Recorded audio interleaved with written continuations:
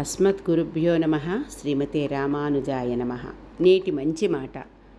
ముందుగా మీ అందరికీ శరన్నవరాత్రి మరియు దసరా పండుగ శుభాకాంక్షలు.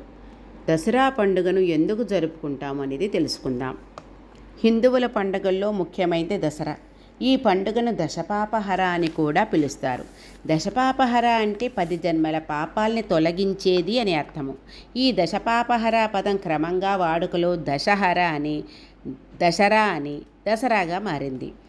ఆశ్వయుజ శుద్ధ పాడ్యమి నుంచి ఆశ్వయుజ శుద్ధ నవమి వరకు 9 రోజులు జరిగే దేవీ నవరాత్రుల్ని 10వ రోజు జరిగే దశమిని కలిపి దసరా అంటారు.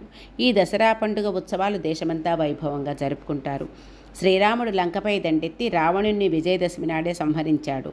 ఉత్తర గోగ్రహణ సమయంలో అర్జునుడు జమ్మి చెట్టును పూజించి చెట్టుపై ఉంచిన ఆయుధాలు తీసుకొని కౌరవులతో పోరాడి విజయం సాధించింది కూడా విజయదశమి నాడే.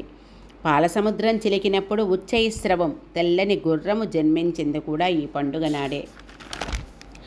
అమ్మకు విశేషమైన ప్రాధాన్యతను ఇచ్చే పండుగ ఈ 10 రోజుల పండుగ. దసరా పండుగ 8 రోజులు అమ్మ 8 రూపాలలో అష్టలక్ష్ములుగా మన యొక్క సమస్త కోరికలను తీర్చడం కోసం అనుగ్రహిస్తుంది, ఆరాధనలు అందుకుంటుంది. 9వ రోజున తన శక్తినంతటినీ కూడా ఆయుధాల రూపంలో, పనిముట్ల రూపంలో ప్రసరింపచేసి మనల్ని కటాక్షిస్తుంది. ఇక ఆఖరి రోజు విజయదశమి నాడు స్వామి అశ్వవాహనారూఢుడై శమీ వృక్షం దగ్గరకు రాగా అమ్మ అనుగ్రహం తోటి ఆయన విజయపదం వైపు నడుస్తారు. దీని అంతరార్థనం ఏమిటంటే అమ్మే శమీవృక్ష రూపంలో మన యొక్క దురితమును కూడా శమింప చేయడం కోసం ఆ స్వామితో కూడి మనల్ని విజయపదం వైపు అడుగులు వేయిస్తుంది. కాబట్టి మనం అమ్మతో కూడిన స్వామిని ఆశ్రయించాలని చెప్పింది ఈ విజయదశమి పండుగ. ఈ సందర్భంగా ఆ దివ్య దంపతులను మనం ఆశ్రయిద్దాం, అన్నిటా విజయం సాధిద్దాం. అందుచేతనే ఉత్తర భారతదేశంలో విజయదశమికి రామలీల జరిపి రావణ దహనం చేసే ఆచారం నేటికి నిలిచి ఉంది. ఒకప్పుడు బడిపంతుళ్ళు పిల్లలతో కలిసి ఇంటింటికి తిరిగి భాగవత పద్యాలు పాటలు పాడుతూ గ్రామస్తుల నుంచి దసరా సంభావనలు తీసుకునేవాళ్ళు.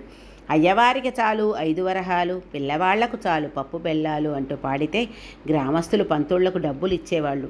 డబ్బిచ్చిన గ్రామస్తుల్ని ఉద్దేశించి శ్రీరస్తు, విజయోస్తు, దీర్ఘాయురస్తు, ధనకనక వస్తు వాంచర్ సిద్ధిరస్తు అంటూ జయీభవ, విజయీభవ, దిగ్విజయీభవ అని పాడుతూ వెళ్ళేవాళ్ళు. ఆదిశక్తి అవతారాల్లో సరస్వతి అవతారం ఒకటి. సరస్వతీదేవి ఆశ్వయుజ శుద్ధ సప్తమి మూలా నక్షత్రం నాడు అవతరించింది.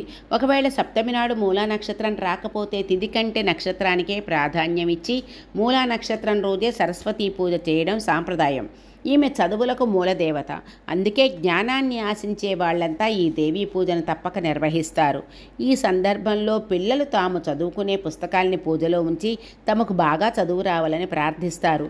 అమ్మవారు అష్టమి నాడు ఆవిర్భవించిందని, అందువల్ల కూడా అనేడ విశేష పూజలు చెయ్యాలని భావించి పూజలు చేస్తారు. దుర్గతుల్ని తొలగించి సద్గతుల్ని కలిగించే దుర్గా పూజ స్త్రీశక్తి సామర్థ్యాలను తెలియజేసే అవతారంగా చెబుతారు. ఈ నవమి నాడు క్షత్రియులు, కార్మికులు తమ తమ ఆయుధాల్ని దేవతాశక్తి స్వరూపాలుగా భావించి పూజిస్తారు.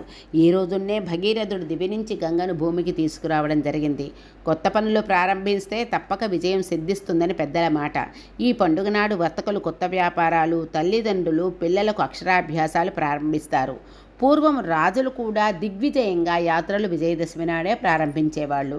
ఈ పండుగ నాడు వృత్తులకు సంబంధించిన సాధనాలన్నింటినీ పూజా వేదికపై అమర్చి శాస్త్రోక్తకంగా అలంకరించి పూజించి ఆ దినమంతా అక్కడే ఉంచి మరుసటి నుంచి ఆ సాధనాల్ని వాడుకుంటారు.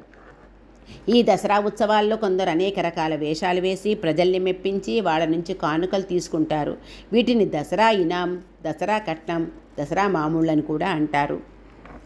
ఈ దసరా రోజు పాలపిట్టను చూడటం అదృష్టంగా భావిస్తారు.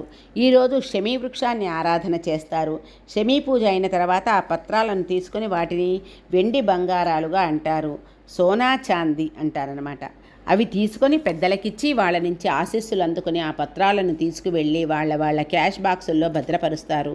ఎందుకంటే ఇవి సంపదను ఇస్తాయని వాళ్ళు భావిస్తారు. మనం కూడా ఈ దసరా పండుగను మంచిగా భగవంతుని ఆశీస్సులతో జరుపుకుందాం. జై శ్రీమన్నారాయణ. అడియన్ రామానుజదాసి.